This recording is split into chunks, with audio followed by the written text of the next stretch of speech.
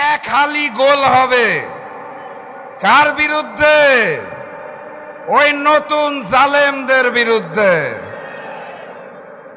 আর সেদিন আরো একটা ভোট আছে, ওই পুরাতন জালেম আওয়ামী লীগ আর নতুন জালেম বিএনপি যেই সংস্কার চায় না, সেই সংস্কার আনতে হবে। গণভোটে হাকে জয়যুক্ত করতে হবে। লন্ডন থেকে আসা নতুন মুফতি নতুন নতুন কার্ডের অফার দেয়, নতুন করে মুলা ঝুলায়। নতুন বাংলাদেশের তরুণ সম্প্রদায় এখন আর আগের মতো মুলা খায় না। আমরা রক্ত দিতে শিখেছি, আমরা শহীদ হতে শিখেছি। এই নতুন বাংলাদেশে নতুন কোন জালিম এবং ভারতীয় আধিপত্যবাদের জায়গা হবে না। প্রস্তুত আছেন? যুদ্ধের জন্য প্রস্তুত? কেন্দ্র পাহারা দেওয়ার জন্য প্রস্তুত? ইনশাআল্লাহ প্রয়োজনে আবারও শহীদ হব, কিন্তু চাঁদাবাজদের হাতে আর দেশ দেব না। পূর্ববর্তী জালেমের ছিল রক্ষী বাহিনী, নতুন জালেমের রয়েছে চাঁদা বাহিনী। রক্ষী বাহিনী পুরাতন জালেমকে রক্ষা করতে পারে নাই, নতুন জালেমকেও চাঁদা বাহিনী রক্ষা করতে পারবে না ইনশাআল্লাহ। আগামীর বাংলাদেশ ঐক্যবদ্ধ বাংলাদেশ, আগামীর বাংলাদেশ ডাক্তার শফিকুর রহমানের বাংলাদেশ, আগামীর বাংলাদেশ ইসলামের বাংলাদেশ, কুরআনের বাংলাদেশ, মানবতার বাংলাদেশ। বিসমিল্লাহির রহমানির রহিম।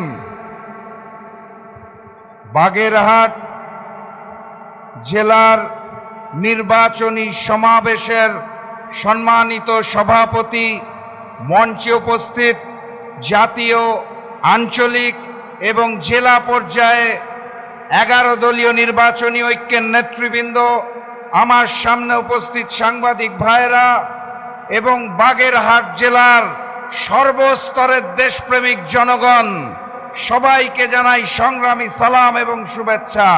আসসালামু আলাইকুম। আপনারা ভালো আছেন? আলহামদুলিল্লাহ। 12 তারিখ জাতীয় নির্বাচন, আমরা সবাই জানি। বাগেরহাটে আসন কয়টা? এই 4টা আসনে দাঁড়িপাল্লাকে বিজয়ী করে আমরা আগামী দিনের প্রধানমন্ত্রী ডাক্তার শফিকুর রহমানকে উপহার দেব ইনশাআল্লাহ।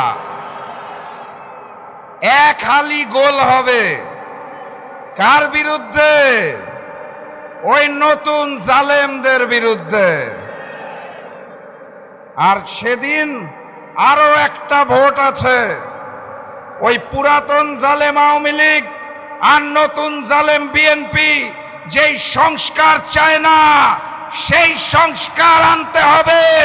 গণভোটে হাকে জয়যুক্ত করতে হবে।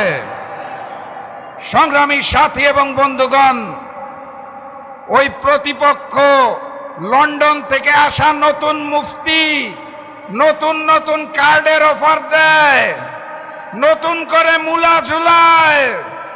নতুন বাংলাদেশের তরুণ সম্প্রদায় এখন আর আগের মতো মুলা খায় না।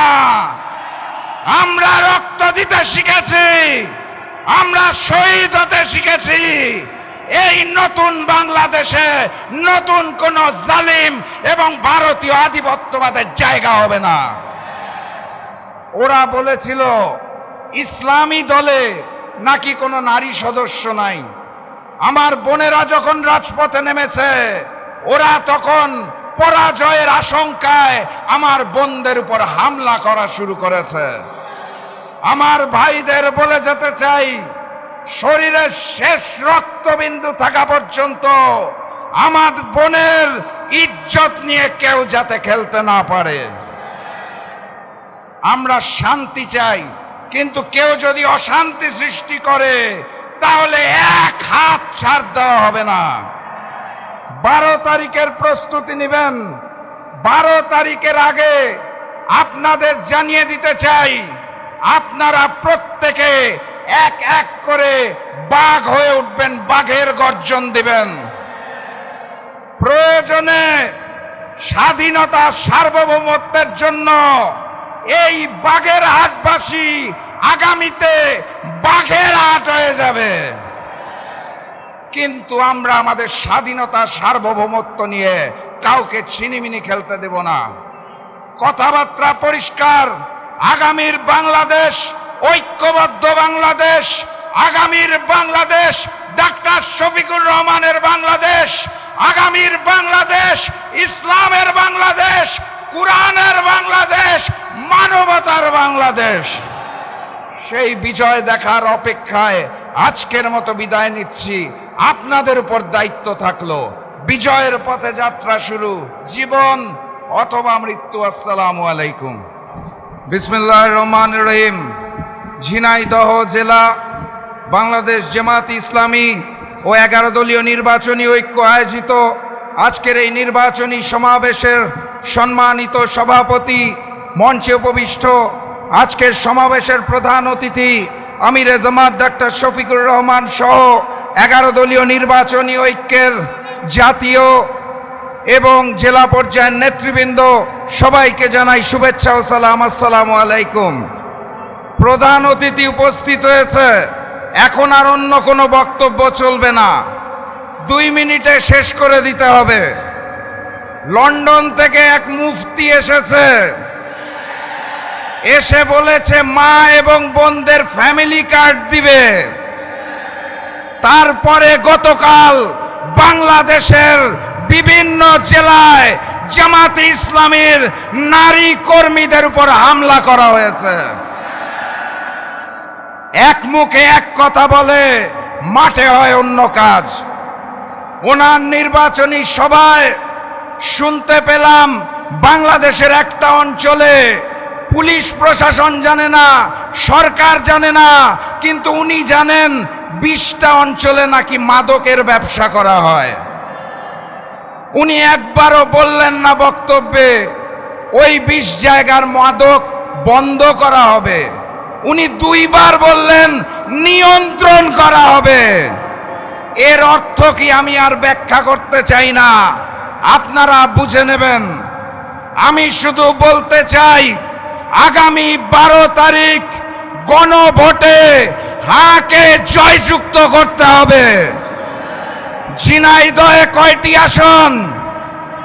4টি আসনে দাঁড়িপাল্লাকে জয়যুক্ত করে আগামীর প্রধানমন্ত্রী ডাক্তার শফিকুর রহমানকে এই 4টি আসন উপহার দিতে হবে। প্রস্তুত আছেন? যুদ্ধের জন্য প্রস্তুত? কেন্দ্র পাহারা দেওয়ার জন্য প্রস্তুত? ইনশাল্লাহ প্রয়োজনে আবারও শহীদ হব, কিন্তু চাঁদাবাজদের হাতে আর দেশ দেব না। পূর্ববর্তী জালেমের ছিল রক্ষী বাহিনী, নতুন জালেমের রয়েছে চাঁদা বাহিনী। রক্ষী বাহিনী পুরাতন জালেমকে রক্ষা করতে পারে নাই, নতুন জালেমকেও চাঁদা বাহিনী রক্ষা করতে পারবে না। ইনশাআল্লাহ দেখা হবে বিজয়ে। আসসালামু আলাইকুম। কেমন আছেন? আলহামদুলিল্লাহ। নির্বাচনী সমাবেশ সংক্ষেপে বলতে হবে, লম্বা বক্তব্য দেওয়ার সুযোগ নাই। ওই যে নতুন জালেম চিনেন নাকি আপনারা? তার মহাসচিব গতকাল শুনলাম খুব মন খারাপ, জাতীয় নির্বাচনে নৌকা প্রতীক নাই দেখে। ওনার খুব মন খারাপ শেখ হাসিনা নির্বাচনে নাই দেখে, এবং উনি বলতে চায় জামাত খুব খারাপ, কারণ 71-এ নাকি অনেক কিছু করেছে। এই সংবাদ প্রচার হচ্ছে ভারতের মিডিয়াতে।